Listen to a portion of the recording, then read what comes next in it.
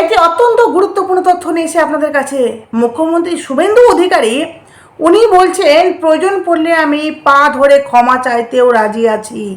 কিন্তু কেন এই কথা বললেন চলুন আপনাদেরকে ডিটেলসে সবটা বলবো যে উনি জনগণের পা ধরতে রাজি হয়েছেন কিন্তু কেন চলুন।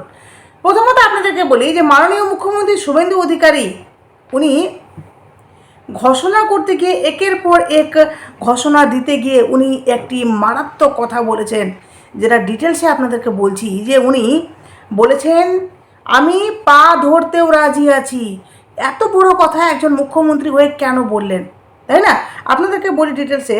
যেটা উনি বলেছেন তোলাবাজি ও দুর্নীতির বিরুদ্ধে উনি জিরো টলারেন্স নীতি বজায় রাখার বার্তা যে দিয়েছেন, এবার নিজের সরকারের কাজের খতিয়ান নিয়েও উনি বড় ঘোষণা করলেন মুখ্যমন্ত্রী মানে শুভেন্দু অধিকারী। বুঝতে পারছেন? উনি সবসময় বলেন যে তোলাবাজি দুর্নীতির বিরুদ্ধে জিরো টলারেন্স নীতি। এটা কি শুধুমাত্র মুখের কথা বা এটা কি শুধুমাত্র অন্যের জন্য, নিজের জন্য নয়। উনি নিজেকে নিয়েও মারাত্মক কথা বলেছেন। মানে এই কথাটা বলতে গেলে না সত্যি দম লাগে, বিশ্বাস করুন। কারণ প্রথম আমি শুভেন্দু অধিকারীকে মুখ্যমন্ত্রী হিসাবে এই ধরনের কথা আমি প্রথম কোনো মুখ্যমন্ত্রীকে বলতে দেখলাম বা শুনলাম। যেটা হলো উনি বলছেন যে পুরুলিয়ার মানবাজারে প্রশাসনিক সভা থেকে তিনি জানান আগামী 2027 সালের 9 মে রাজ্যে বিজেপি সরকারের 1 বছর পূর্তির দিনে জনসমক্ষে নিজের সরকারের পারফরমেন্সের রিপোর্ট কার্ড পেশ করবেন তিনি। আই রিপিট, বলছেন 2027 সালের 9 মে, ঠিক আছে, বিজেপি সরকারের 1 বছর পূর্তির দিনে উনি মানে বিজেপি সরকারের তরফ থেকে একটি রিপোর্ট কার্ড জমা হবে, যেই রিপোর্ট কার্ডে পারফরমেন্সের কথা উল্লেখ থাকবে। যেটা বলার পরে শুভেন্দু অধিকারী বললেন শুধু রিপোর্ট কার্ড প্রকাশই নয়, সেই পরীক্ষায় নিজের মানে সেই রিপোর্ট কার্ডের নিজের জন্য 10-এর মধ্যে অন্তত উনি 9 পাওয়ার জন্য মানে লক্ষ্য বেঁধে দিয়েছেন মুখ্যমন্ত্রী। বুঝতে পারছেন? বলছেন সেই রিপোর্ট কার্ডে শুধু প্রকাশই হবে না, তা দেখে যাতে আমাকে 10-এর মধ্যে 9 দেওয়া হয় সেটা আমি লক্ষ্য বেঁধেই চলছি। এমনি কে বলতে পারে বলুন তো? বলছেন সবাই মুখ্যমন্ত্রী বলেন সরকারের কাজকর্ম নিয়ে মানুষের কাছে মানে শুভেন্দু অধিকারী বলছেন যে এই যে সরকার এই যে 3 মাস কমপ্লিট হলো, সরকার কি কি করেছে জনগণ তো সবটাই দেখছে, তাই না? আগামীতে সরকার কি কি করবে সেটাও জনগণ দেখবে। উনি বলছেন সরকারের কাজকর্ম নিয়ে মানুষের কাছ থেকে মূল্যায়ন চান তিনি। তার বক্তব্য 1 বছর পর জনগণই বিচার করবেন তার সরকার কতটা সফল হয়েছে। সেই মূল্যায়নে প্রত্যাশিত নম্বর না পেলে ব্যর্থতা স্বীকার করতেও তিনি পিছুপা হবেন না। মারাত্মক কথা। মানে উনি বলছেন সেই মূল্যায়নে যদি প্রত্যাশিত নম্বর না পান তার পাল্টা উনি ব্যর্থতা স্বীকার করতেও পিছুপা হবেন না। মুখ্যমন্ত্রীর কথায় আমি যদি 10-এর মধ্যে 9 নাই পাই তাহলে মানুষের কাছে আমি ক্ষমা স্বীকার করে নেব, মেনে নেব যে আমি পারলাম না।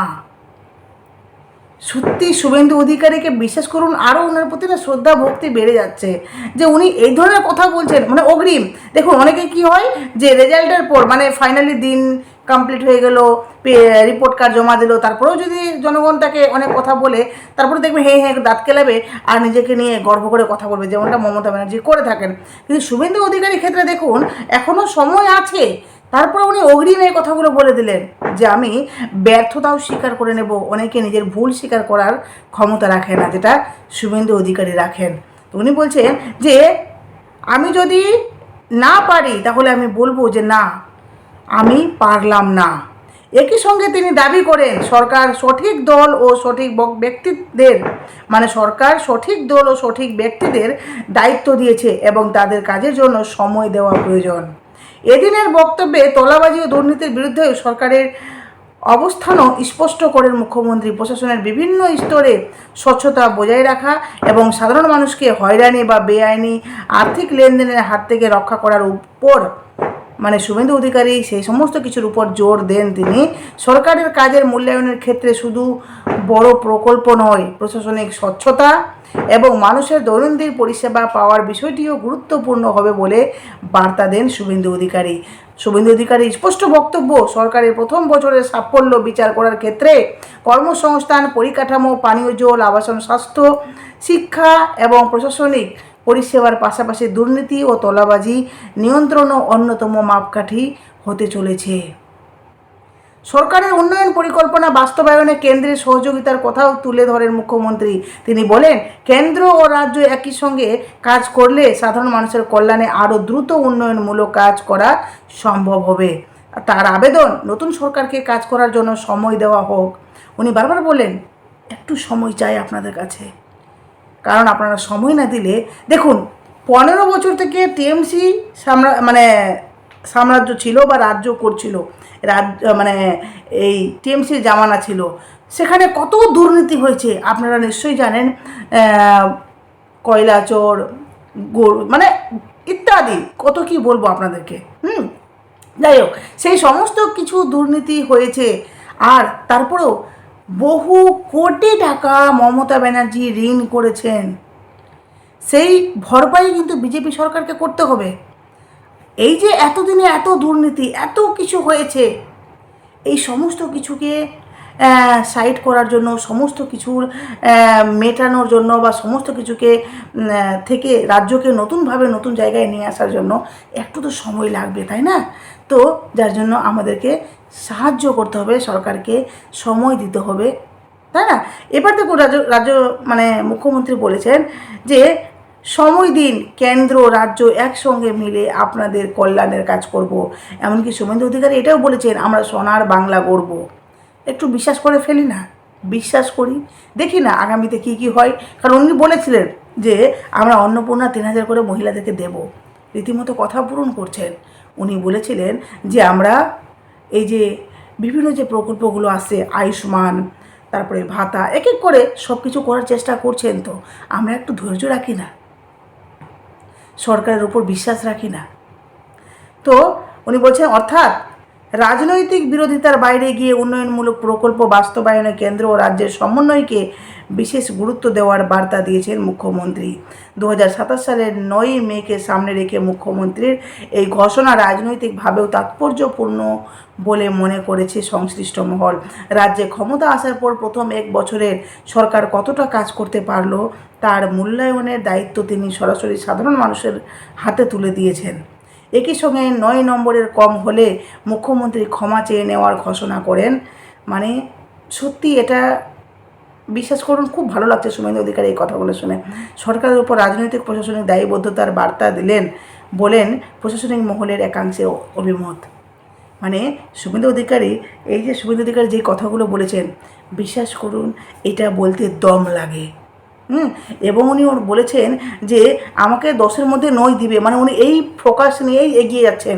আমরা থাকে না পড়াশোনার সময় একটা টার্গেট থাকে নাম্বারের, যে আমাকে এত নাম্বার পেতে হবে, আমাকে এত, ধরুন যে কথার 500-র মধ্যে আমাকে 498, 499 বা যার যেমনি টার্গেট, যেই স্টুডেন্টের যেই টার্গেট, সেই টার্গেট নিয়ে আমরা পড়াশোনা করি।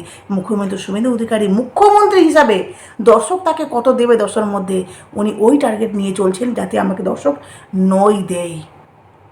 উনি এক ছেড়ে দিয়েছেন যে আমি অত ভালো হতে পারবো না, হয়তো আমাকে অত ভালো দর্শক নাম্বার দেবে না, 10-এর মধ্যে 10 দেবে না, 10-এর মধ্যে আমি 9 চাই। 9 ফোকাস করে উনি এগিয়ে যাচ্ছেন। ভাবুন তো, এমনটা কোন মুখ্যমন্ত্রী করে? সত্যি দম লাগে। যাই হোক, আপনাদের কেমন লাগছে শুভেন্দু অধিকারী এই কথাগুলো অবশ্যই কমেন্ট বক্সে বলবেন। অবশ্যই নতুন থাকলে চ্যানেলটি সাবস্ক্রাইব করতে একদম ভুলবেন না। অবশ্যই আমার সেকেন্ড চ্যানেল, এই চ্যানেলের ডেসক্রিপশনে আছে লিঙ্ক, আপনারা সেখানে গিয়ে ভিজিট করুন, সনকস লাইফস্টাইল। অবশ্যই আমি নামটা পরে চেঞ্জ করব, আপনারা সেখানে যান। খুবই গুরুত্বপূর্ণ তথ্য শেয়ার করছি, সেখানেও মারাত্মক নিউজ পাবেন, আর্জিকর, টিএমসি, আরও অন্যান্য সব কিছু জান। আপনারা আমাকে ভিজিট করুন। অবশ্যই নতুন থাকলে চ্যানেলটি সাবস্ক্রাইব করতে একদম ভুলবেন না। সাবস্ক্রাইব করে নোটিফিকেশান অন করে পাশে থাকবেন। টাটা।